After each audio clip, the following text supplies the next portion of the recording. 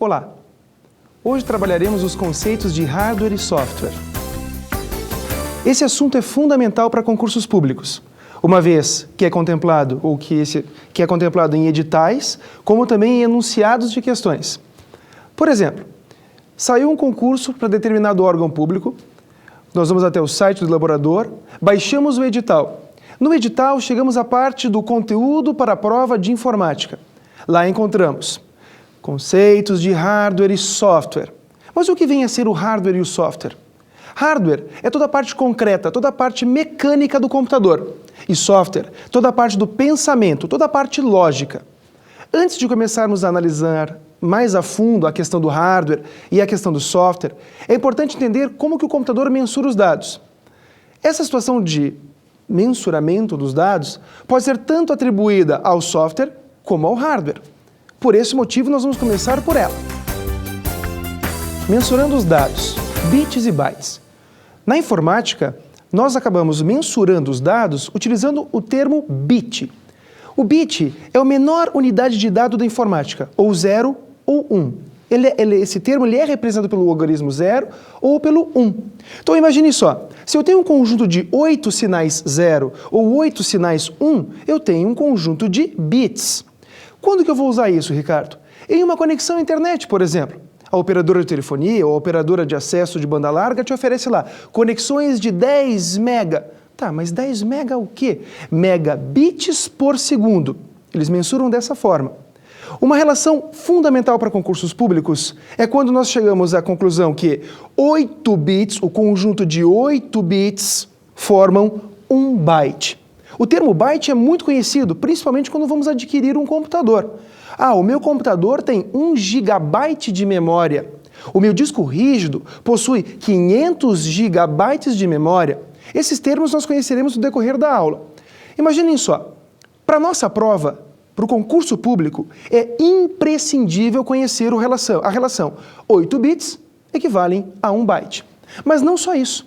É importante também conhecer uma tabela de grandezas. Essa tabela de grandezas, ela acaba apresentando de que forma nós podemos potencializar a utilização do byte. Eu não falei do megabit, eu não falei do gigabyte, pois então, o que significa esse mega e esse giga? Vamos dar uma olhadinha na tabela. Kilobyte, KB maiúsculo, ou kilobit, KB minúsculo, quantidade 1000. Megabyte, MB maiúsculo, ou megabit, MB minúsculo, milhões. Gigabyte, GB maiúsculo, ou gigabit, GB minúsculo, bilhões. Nessa tabela, nós encontramos termos como quilo, como mega, giga, porém também podemos encontrar em provas de concursos o termo terabyte, representado pela letra T. Ele equivale a trilhões de bytes. Não é muito comum, porém, vamos ficar de olho. Além disso, também conhecemos os tipos de computadores.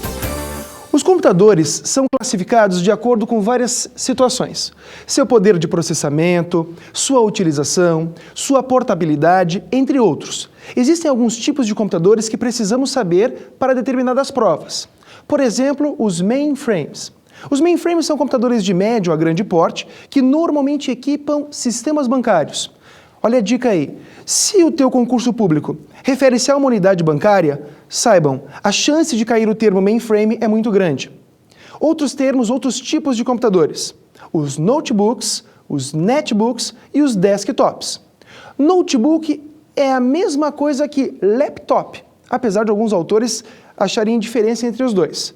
Na verdade, é que o laptop surgiu antes. Lap vem no colo, nas coxas, enfim. Era um computador que você podia apoiar nas pernas. Já os notebooks eram computadores como cadernos, poderíamos levar para cima e para baixo. Atualmente, com as grandes aplicações na internet, nós encontramos os netbooks, computadores portáteis, ou mini notebooks, se eu posso usar esse termo, voltados para aplicações diretamente na internet. Então são computadores que não possuem drive de CD, são computadores com não tanta capacidade de processamento, porém fundamentais na questão do transporte e na usabilidade. E os desktops, que estamos acostumados, aquele computador com um monitor tradicional, com aquele gabinete e um teclado. Esses computadores de mesa ou desktops são muito comuns em departamentos de trabalho e até mesmo nos nossos lares.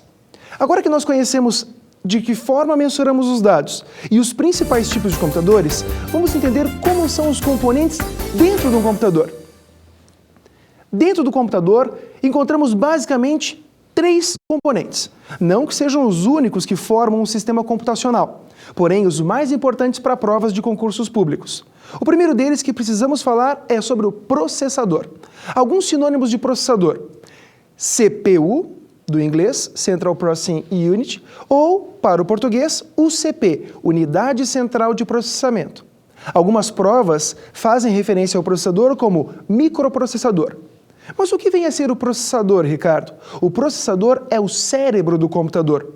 Ele que processa e mantém todo o computador, todo o sistema em dia funcionando. O que é importante para as provas é conhecer de que forma nós mensuramos a sua frequência de operação.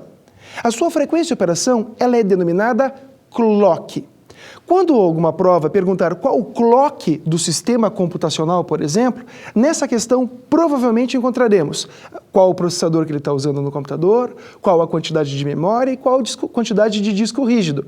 Então o que acontece? Ele vai querer que você, dessa configuração, extraia somente a informação do clock, que é medida utilizando a unidade de grandeza giga, com o termo hertz. Então, normalmente o computador hoje opera com um processador com clock de 2,4 gigabilhões de hertz, ciclos por segundo.